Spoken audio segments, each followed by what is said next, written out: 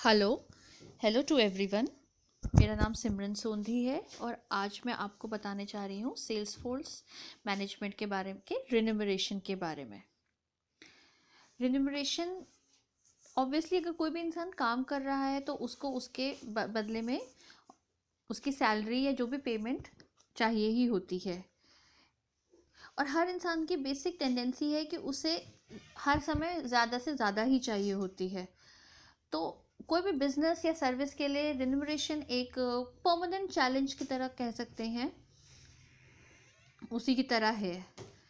Success एक salesman की sales volume बढ़ाए या फिर उसकी सेलिंग ज़्यादा बढ़े, ये भी एक फर्म की सक्सेस इस पर डिपेंड करती है कि जो सेल्समैन सेल्स वॉल्यूम बढ़ाए और उसकी सेलिंग कॉस्ट जो हो वो कम से कम हो।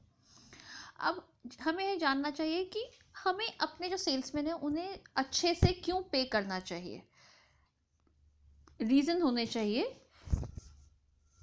उसके लिए। तो जो फर्स्ट है वो क्या है कि अगर हम अच्छी सैलरी दे रहे हैं तो ये एक अच्छे से अच्छा सेल्समैन बेस्ट हमारे पास आएगा कि अगर यहाँ हमारे फर्म में सैलरी अच्छी है तो।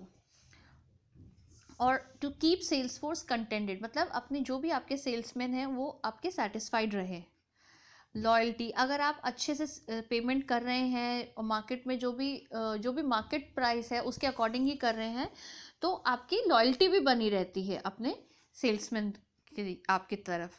To guarantee sound employer employee relationship, जो भी है एम्प्लॉयर और एम्प्लॉय के बीच का जो रिलेशनशिप है वो भी अच्छे से रहता है। अब गुड रिन्यूमरेशन प्लान के क्या क्या एलिमेंट्स होते हैं, क्या क्या होना चाहिए। प्रोवाइड एडिक्वेट इनकम, ऑब्वियसली उनकी इनकम एडिक्वेट होनी चाहिए, बहुत कम नहीं और ऐसे नहीं कि बहुत ज़्यादा भी। सिंप्लिसिटी, अब जो उनका पेमेंट प्रोसीजर है या जो भी है वो सिंपल होना चाहिए। ऐसा नहीं कि उसे अपनी सैलरी का जो भी डिटेल समझने के लिए भी एक अकाउंटेंट या उसकी आवश्यकता हो। जब जब उसे वो समझ नहीं आएगा अपना सैलरी प्लान तो वो उस चीज़ का सस्पिशियस हो जाएगा और सस्पिशियस हो जाएगा तो उसका अपनी कंपनी में कॉन्फिडेंस नहीं रहेगा। थर्ड है फ्लेक्सिबल होना चाहिए, वो हर अलग अलग सेलिंग कंडीशंस में वो अडेप्ट हो सके।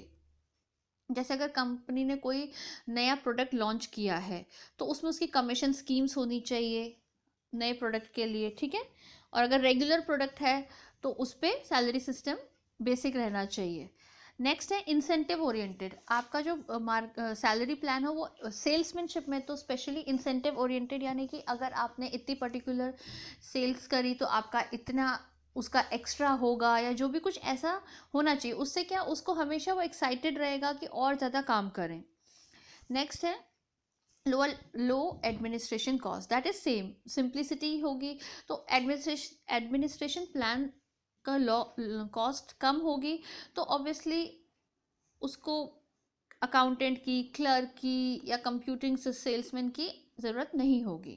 नेक्स्ट फेयरनेस, जो सैलरी है वो फेयर होनी चाहिए सेल्समैन को भी और फर्म को भी।